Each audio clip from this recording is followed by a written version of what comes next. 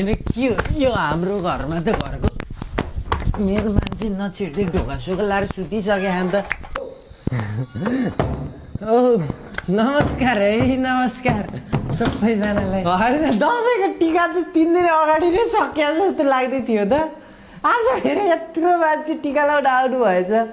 81 यत्रो राति भइसक्यो अहिलेसम्म कसैको अनुहारमा कसैको निधारमा टिका लाउनु भइन्छ ढिला भयो होला है रोक्नु म बाउले बोलाइदिइहाल्छु बाउ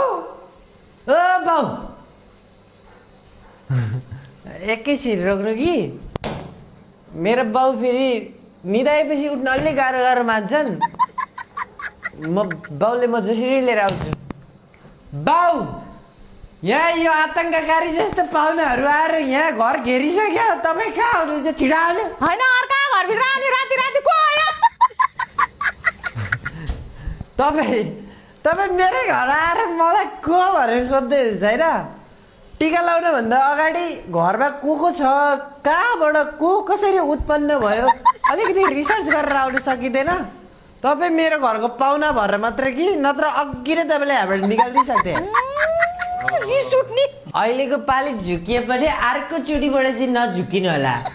म चाहिँ यो घरको जेठो छोरो को अब तिमी जाँड खाएर आएर राति राति अर्काको घर हल्ला गर्ने बा